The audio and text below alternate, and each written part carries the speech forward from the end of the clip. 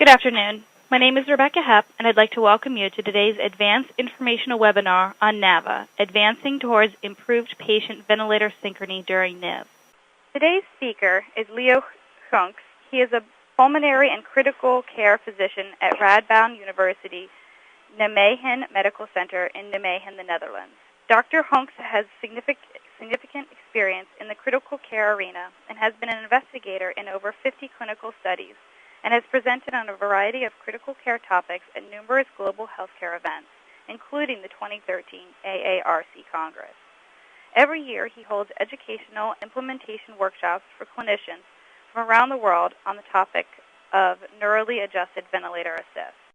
Today, Advance would like to thank our webinar sponsor, McKay. Thanks again for joining us for today's webinar. Now, I'll turn things over to our presenter. Okay, Rebecca, thank you very much for this very nice introduction. Well, as said, the title of my talk is NAVA, Towards Improved Patient Ventilator Synchrony During Non-invasive Ventilation. And I would like to thank everybody for joining this webinar. So these are my potential conflicts of interest related to this talk. And this is a brief outline for the next 45 or 50 minutes or so. First, we'll discuss a little bit the background of patient ventilator asynchrony. We'll go into the principles of NAVA and some of the practices. In more detail, we'll discuss NAVA during non-invasive ventilation. And very interestingly, I guess, we'll discuss the role of the upper airways during non-invasive ventilation. So let's get started here. In an ideal world, we would like to be the patient in complete synchrony with the ventilator. But unfortunately, most ICUs are not ideal worlds. So there is at least some asynchrony between the patient and the ventilator. Okay, so this slide actually shows the three types of patient ventilator asynchrony. First, right here, every time the upper tracing shows patient flow, this shows airway pressure, and this is electrical activity of the diaphragm, reflecting the patient's neural drive. As you can see right here, there's an inspiratory effort by the patient, which is not supported by the ventilator. So this is an ineffective or wasted effort. Basically the other way around, right here, there's no patient effort, but there is a mechanical support by the ventilator, and this is called auto-triggering. And right here, it's actually double triggering, and sometimes you might even see triple triggering. So there's only one neural effort by the patient, but the ventilator cycles on twice. So these are the three types of patient-ventilator asynchrony. We do also recognize patient-ventilator dyssynchrony. The ventilator does what the patient wants, but the ventilator is either too late or too early. So look right here. Again, neural drive of the patient. Neural drive starts here, but the ventilator cycles on later. So there is trigger delay. Right here. Neural inspiration continues, but the ventilator cycles off. So this is premature cycling off. And a little bit the other way around, I guess. Neural inspiration stops here, but mechanical inspiration continues. So this is late cycling off. So there are more, but these are the three most important types of patient ventilator dyssynchrony. I guess for assisted ventilation, most people in the audience will use pressure support ventilation. And sometimes people might think that this is an easy-to-use mode for assisted ventilation. But I don't really agree on that. I guess pressure support is quite complicated because, well, as clinicians, we have to consider at least 4 settings to provide optimal synchrony between the patient and the ventilator.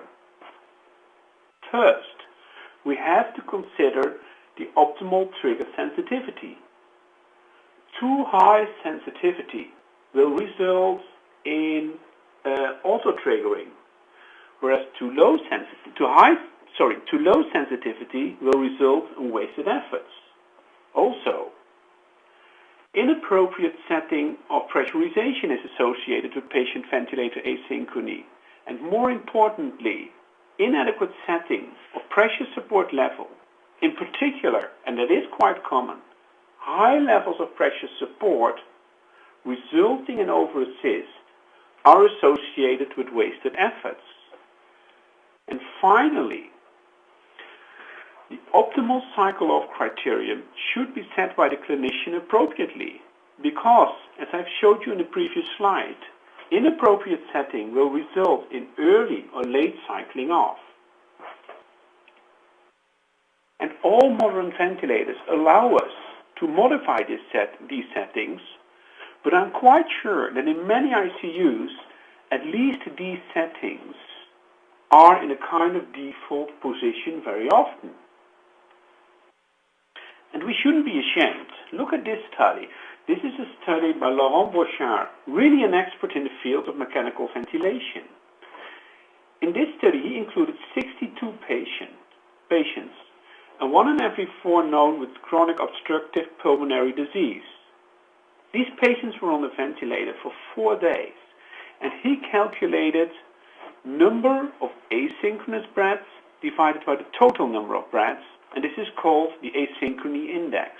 In this study, the only asynchronous he noted were wasted efforts and auto-triggering. He didn't look at all the other types of A or dyssynchrony I showed you before. But still, he found that 25% of the patients had an asynchrony index higher than 10%. And this is considered in the literature as severe patient ventilator asynchrony.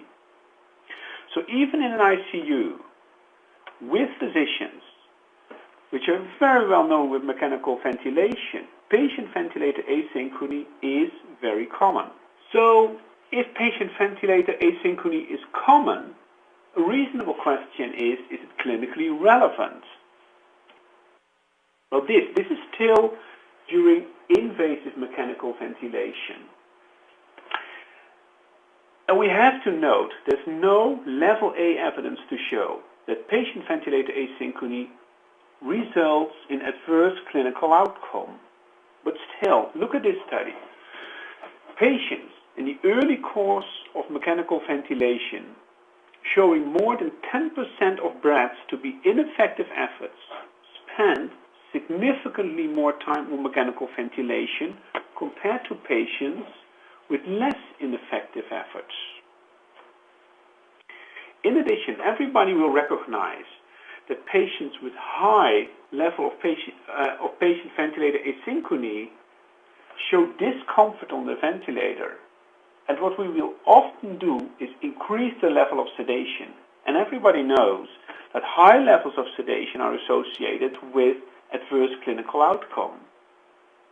Indeed, although a little bit more controversial, patient ventilator asynchrony has been shown to result in impaired quality of sleep. In addition, impaired gas exchange, inadequate unloading of the respiratory muscles, and important for this talk, and we will discuss that later on, is associated with impaired therapy compliance. So again, although there's no level A evidence that asynchrony results in impaired clinical outcome, I guess there's enough circumstantial evidence today. So it would be good, I guess, if we could improve synchrony. And that was, I guess, what was NAVA designed for. So let's go back to how the ventilator is triggered during conventional mechanical ventilation. Let's go back to the physiology right here. A breath starts with activation of the respiratory centers in the brainstem. This results in depolarization of the phrenic nerve, excitation of the diaphragm, resulting in contraction of the diaphragm, negative pleural pressure, expansion of the chest wall and lung, and negative airway pressure, which is actually sensed by the ventilator. As you can imagine, there's quite some delay, in particular right here in the mechanical part of this cascade. I think the best thing would be if we could measure directly electrical activity of the respiratory centers. But unfortunately, today that's not possible. What NAVA actually does is measure electrical activity of the diaphragm and uses this signal to cycle the ventilator. So as said before, there's not much time delay right here. I mean, this is electrical conduction. The time delay is here. This is the mechanical part of the whole cascade. So how does the ventilator actually measure electrical activity? As you probably know, this is done by a dedicated nasogastric tube. And this nasogastric tube actually has 9 silver-stained electrodes glued on it. These NG tubes can, of course, be used for feeding as well and are available in different sizes, from neonates to adults. It's important that there are 9 electrodes because during respiration, the diaphragm, as shown here, will move. So because there's so many electrodes, during movement of the diaphragm, the NG tube can measure electrical activity of the diaphragm continuously. I'm not going into too much detail about how to adequately position the NG catheter, but the manufacturer has provided software, and I'm aware that this slide is in Dutch, but it doesn't matter. The manufacturer has supplied software that makes it really easy to adequately position the catheter. And if you're a little bit experienced, I guess this takes less than a minute or so. And the technique is actually the same during invasive and during non-invasive ventilation. So the principles of NAVA. What's the difference with conventional mechanical ventilation? First, because the ventilator uses electrical activity of the diaphragm to cycle the ventilator, support can be provided in proportion to patient effort. And secondly, this will improve synchrony. First, a little bit about the proportionality. So right here, for people in the audience who are not very familiar with the servo-wire screen, right here, pressure, flow, inspiratory, expiratory flow, volume, and electrical activity of the diaphragm, right here. So look at the second and third breath. As you can see, the second breath, maximum electrical activity is lower compared to the third breath. If we look at ventilator assist right here, you can see that inspiratory pressure is higher during the third breath compared to the second breath. So this is proportionality of assist. The higher the effort of the patient, the higher the assist by the ventilator. During NAVA, the ventilator has to convert the electrical signal, as measured right here, into pressure. As you probably know, electrical activity is measured right here in microvolts. And how does the ventilator convert microvolts into pressure? Well, that's how we do it with setting.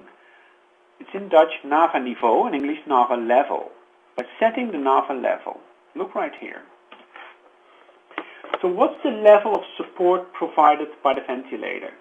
The peak level of support is the NAVA level times maximum electrical activity of that specific breath, for instance right here, 13 microvolts, minus the minimal electrical activity. And that's the electrical activity of the diaphragm just at the end of expiration.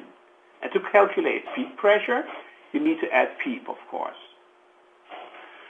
So again, the NAVA level actually converts electrical activity into pressure. So in this example, say the clinician set NAVA level at 1. Maximum electrical activity of the diaphragm is 13. The lowest electrical activity is 1.3 and PEEP of 8. Then in this case, maximum support would be 1 times EDI peak 13 minus 1.3 would be 11.7 centimeters of water. If we add PEEP of 8, then peak pressure would be 19.7. And it's important to note that this calculation is performed by the ventilator every, I guess it's 50 or 60 milliseconds. So support is proportional during the whole breath. There's another physiological principle we have to discuss, which is completely different from pressure support. As everybody in the audience will know, and this is in patients post-cardiac surgery, increasing the level of pressure support, say from 10 to 20 to 30 centimeters of water, increases tidal volume, resulting right here in probably dangerous tidal volumes. But this is a little bit different with NAVA. Look right here. Increasing support, so increasing NAVA level, doesn't increase tidal volume the same way as with pressure support. Initially, indeed, there is an increase in tidal volume. But beyond here, there is a kind of plateau. There's no further increase in tidal volume. And that's interesting. Why does this happen? Why doesn't tidal volume increase further with increasing NAVA level? That's actually related to the hearing-Breuer reflex. When there is alveolar stretch, there's a negative feedback to the respiratory centers that tell the patient to stop inspiration.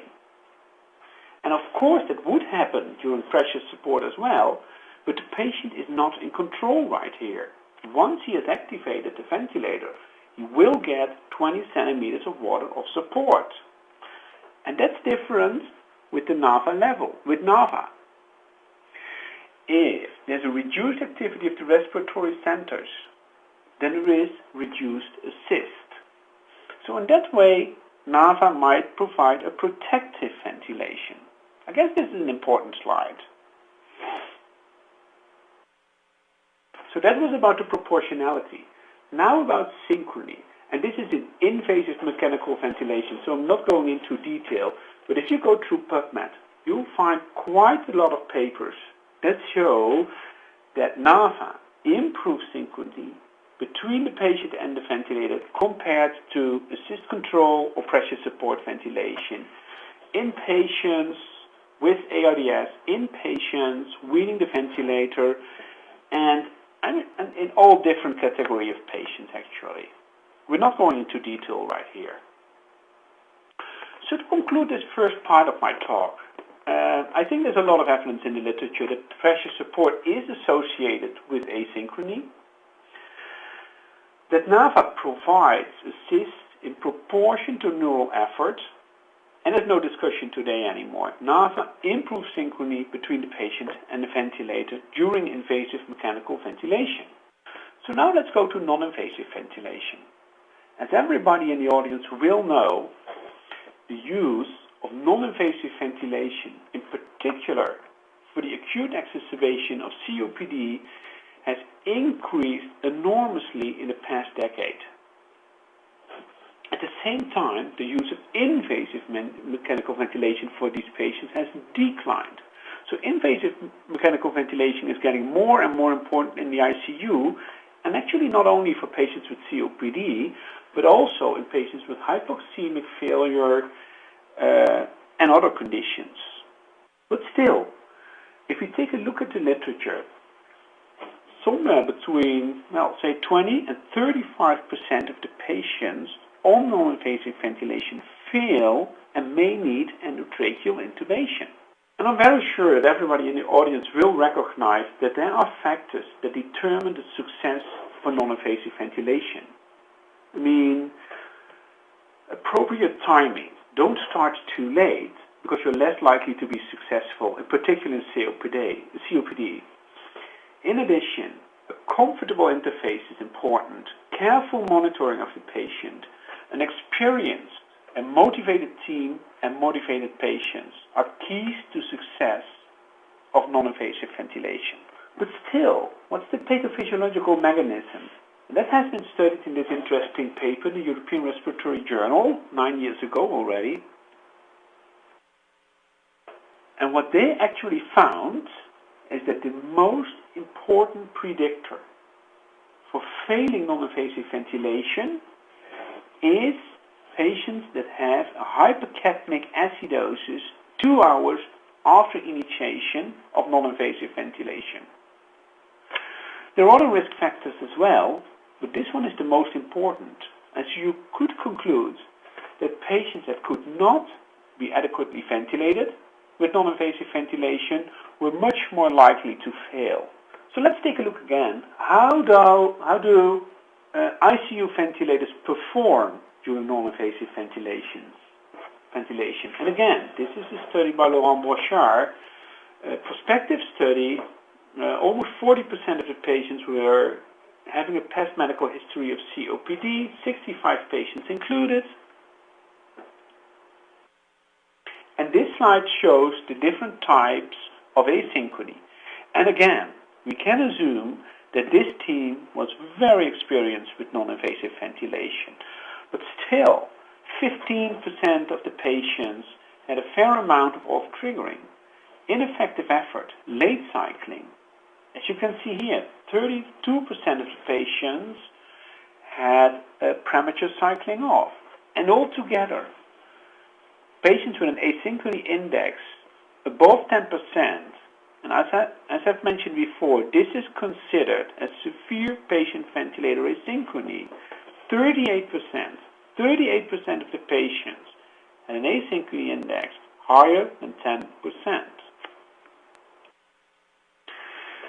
And the interesting thing is that patients having a low asynchrony index, there's a low level of patient ventilator asynchrony, had higher comfort scores and perhaps are more likely to be successful during non-invasive ventilation.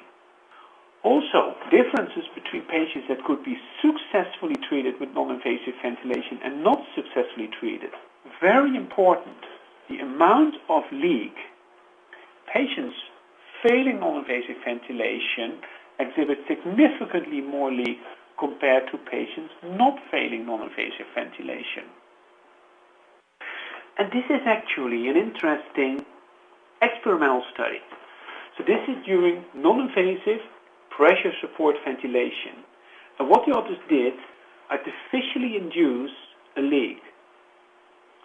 So no leak right here, 3 liters per minute, 6, 9, 12, and up to 16 liters per minute leak between the interface and the skin. So right here is shown airway pressure. Perfect synchrony right here, but then with inducing a leak, there are wasted efforts. Increasing the leak increases the number of wasted efforts. And this sounds logical, because if there's more leak, the patient will have more difficulty in triggering the ventilator. So there's two important questions. Can we indeed improve patient ventilator synchrony? And an important question is, does better support improve outcome during non-invasive ventilation? First, I'm going to show you just 2 clinical cases from our own ICU. This is a 65-year-old male, past medical history of congestive heart failure and COPD, and he was admitted because of acute hypercapnic acidosis due to exacerbation of COPD. No pneumonia, just acute exacerbation of COPD. He started on non-invasive ventilation, pressure support, 60% of oxygen, 8 of PEEP, 10 of pressure support. And again, electrical activity of the diaphragm, volume, flow, and inspiratory pressure. Doesn't look too bad right here, but look, 1 minute later. Right here, this looks like auto-triggering. A little bit later, right here, inspiratory effort by the patient, no ventilator assist, same thing right here. Again, a minute later, wasted effort.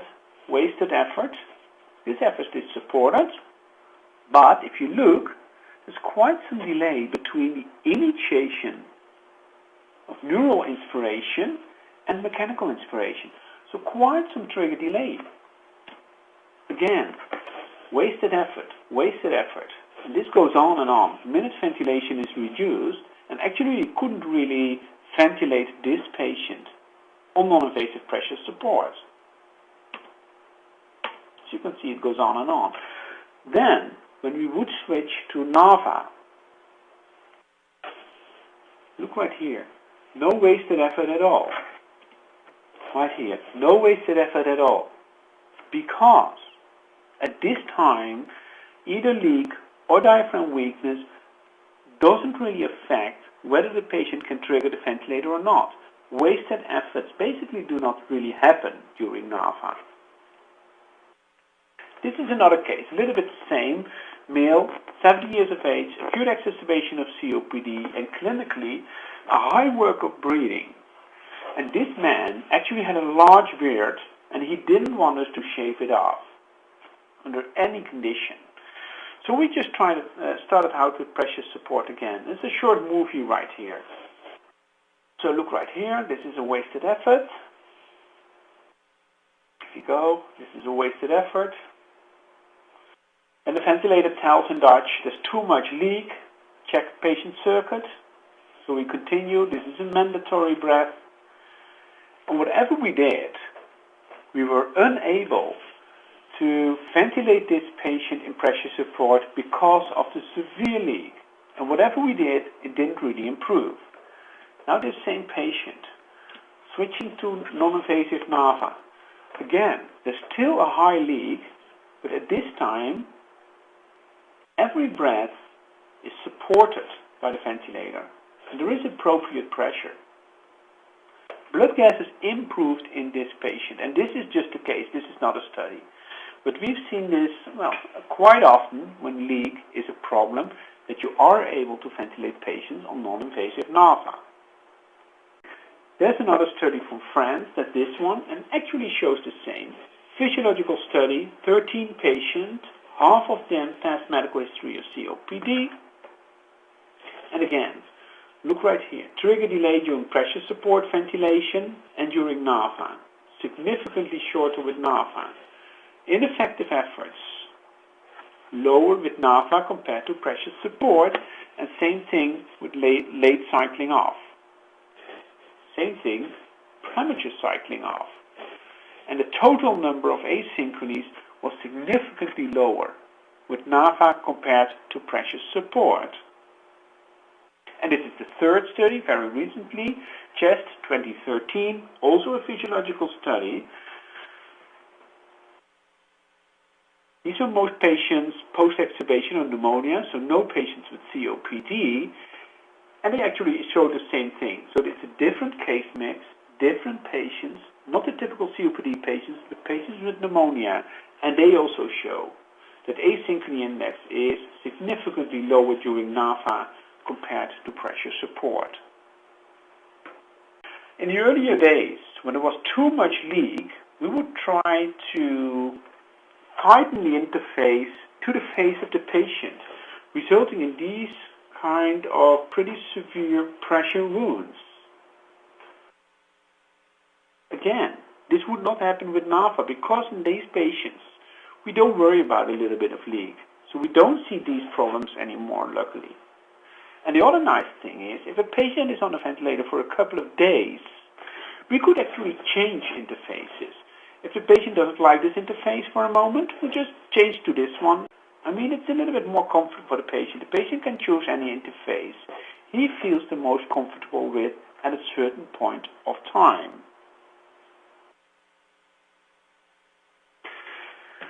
So this was a little bit about the evidence. And you will have noted that today there's no, well, really clinical studies that show that non-invasive NAVA improves outcome, reduces the number of endotracheal intubations. But looking at the physiological data, I guess this would be very likely. But we don't have the data today. A little bit of the clinical issues. In our hospital, which patients would be treated with non-invasive NAVA? Well, of course, patients that are at risk for asynchrony. And first of all, that would be acute exacerbation of COPD. Patients with high leak, in particular the patients with a beard or altered anatomy of the face, and patients with severe diaphragm weakness, which are, of course, have more problems triggering the ventilator. Other practical issues for adults. There are actually two types of catheters available. It's a 12 and a 16 French NG tube. And they can be used as OG tubes as well. That doesn't really matter. I think from a practical issue, it's important that you cannot use any lubricants, and you don't really need them. There is a dedicated coating on the NG tube, or as they are called, EDI catheters. And once they become wet, the coating is activated, and it's rather easy to insert the catheter. In my experience, you can use local anesthetics like xylocaine or lidocaine to facilitate introduction, to make it a little bit more comfortable for the patient. And as I've told you before, if you're a little bit experienced, positioning of the catheter is actually never an issue. And of course, these catheters can be used for feeding. I don't think it's in all hospitals, but our hospital chooses that any patient on non-invasive ventilation does have an NG tube. Not necessarily an EDI catheter, but an NG tube, because most of these patients are unlikely to have enough calorie intake during their ICU admission. When you start out with NAVA, in particular non-invasive NAVA, I think it's important to have a protocol that discusses some of the practical aspects and some of the, troubleshooting. I'm not going to discuss this protocol in detail, but it's available from the Critical Care News website, and otherwise you can send me an email, I can send it to you. That's no problem at all. And the other thing we won't discuss today, but I have to call it for a second, is the EDI catheter is used to trigger and cycle the ventilator, but it's a great monitoring tool as well. I mean, it's very hard to find asynchrony between the patient and the ventilator by just looking at the ventilator screen. And I would advise you to read this paper if you're interested. But the conclusion of that paper is that the EDI catheter today is probably the state-of-the-art method to find out if there's asynchrony between the patient and the ventilator, both during invasive and non-invasive ventilation. And even if you don't want to use NAVA, you can optimize your pressure support settings by using the EDI signal. So to conclude this part of the talk, I think during non-invasive ventilation, there's a lot of data out there, even from very, very experienced people, groups, that asynchrony is very common during non-invasive ventilation. And that asynchrony is associated with non-invasive ventilation failure. And today there's no discussion anymore. NAVA improves synchrony between the patient and the ventilator during non-invasive ventilation. And now for the last part of my talk, I would switch to a very important and partly neglected part in the literature, and that is the role of the upper airways during non-invasive ventilation. The upper airways are an extremely complex part of the body. I mean, we can use it for talking, for singing, for swallowing, eating, and breathing. And the interesting thing is, during invasive mechanical ventilation, we just bypass the upper airways. We don't worry. But it's completely different, of course, with non-invasive ventilation. Let's go back to the anatomy a little bit, and I only want you to focus on two muscles. Right here, of course, this is the vocal cords.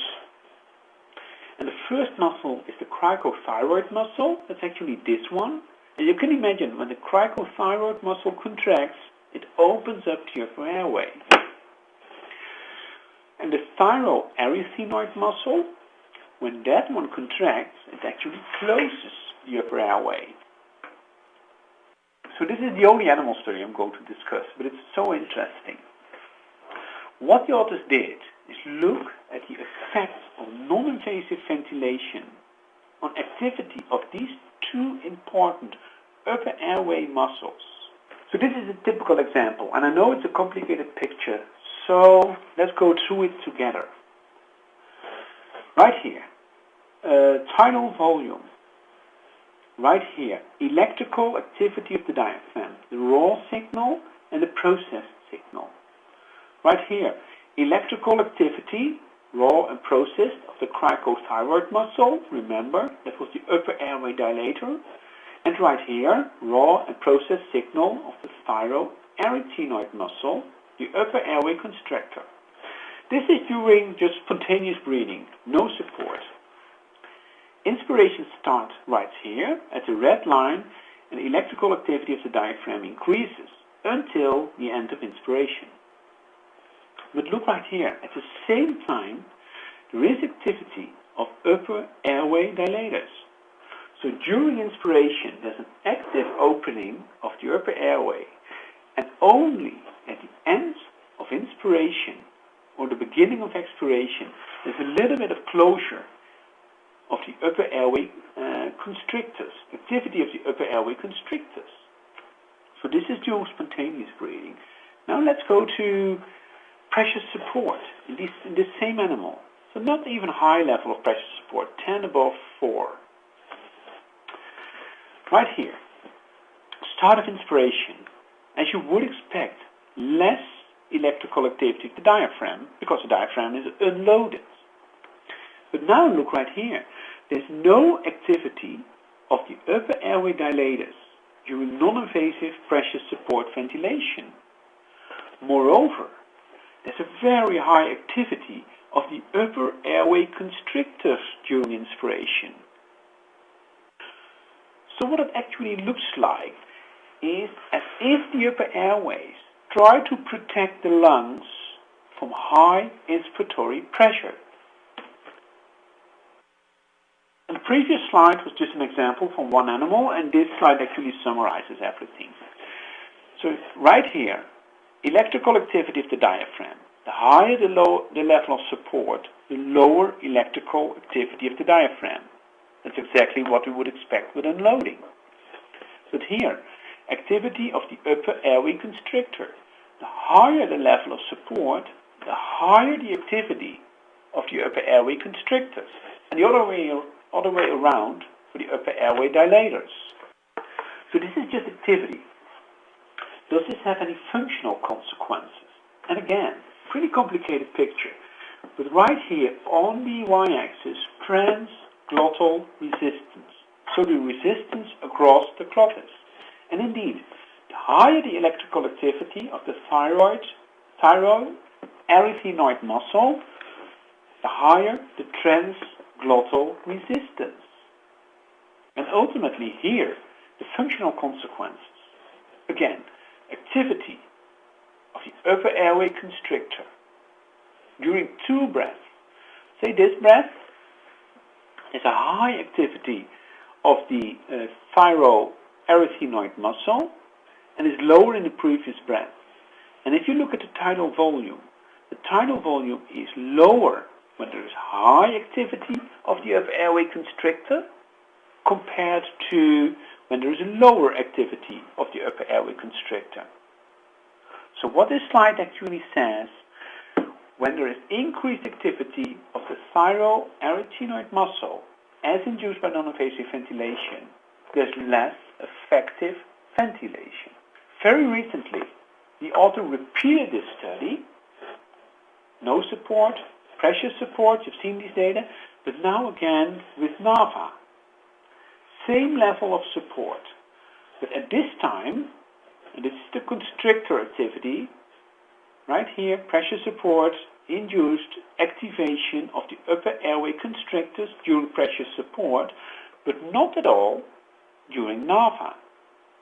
And that's interesting, but it probably has to do with the way how pressure increases during inspiration. So with NAVA, there's a much more gradual increase in pressure compared to pressure support ventilation. And this actually summarizes it again for the whole group. So constrictor muscle activity during CPAP, no activity at all, increased levels of pressure support, so increased activity of the upper airway constrictors, and same levels of NAVA do not induce activity of the upper airway constrictors. I think this is a very exciting paper, and if you can find the time, you should read it in more detail, I guess. But one could say this is in lambs. Is there any data in humans? Well, unfortunately, not that much, but a little bit. So this study Journal Applied Physiology a couple of years ago, where they studied upper airway patency in healthy subjects. So this doesn't have anything to do with non-invasive ventilation, but it's important to remember. Right here, the y-axis shows displacement of this certain point, and right here, this is the inspiration. So inspiration starts right here. And as you can see, the upper airway opens, so this point moves anterior before initiation of inspiration. So the upper airway actively opens before inspiration. So there's synchrony between the upper airway and the diaphragm in this case. And I'm not going to I cannot show you the final data, but at this time we are performing a study in patients with acute exacerbation of COPD to find out whether the same phenomena as has been shown in newborn lambs happen in patients with COPD as well, because that might be very important. So what we actually do is video bronchoscopy during non-invasive ventilation and continuously measure the angle of the vocal cord as a measure for airway opening. I'm going to show you a small video right here. So this is electrical activity of the diaphragm, and this is, of course, the vocal cords. So look right here. This video is a little bit nervous at this time. It doesn't matter. So it's just about the method. Again, a little bit of a complicated picture, but we're almost through. So, and this is my last slide, Rebecca. And I would conclude that asynchrony between the patient and ventilator is very common during non-invasive ventilation, even in ICUs that are very experienced with non-invasive ventilation. There's a lot of physiological data out there, both during invasive and non-invasive ventilation, that NAVA improves synchrony between the patient and the ventilator. And lastly, it's important to mention that the upper airways play an important role in the success of non-invasive ventilation, and I'm sure we're going to hear a lot in the next few years from this issue. Okay, thank you. I'd like to thank our speaker for today's informative presentation, as well as our webinar sponsor, McKay.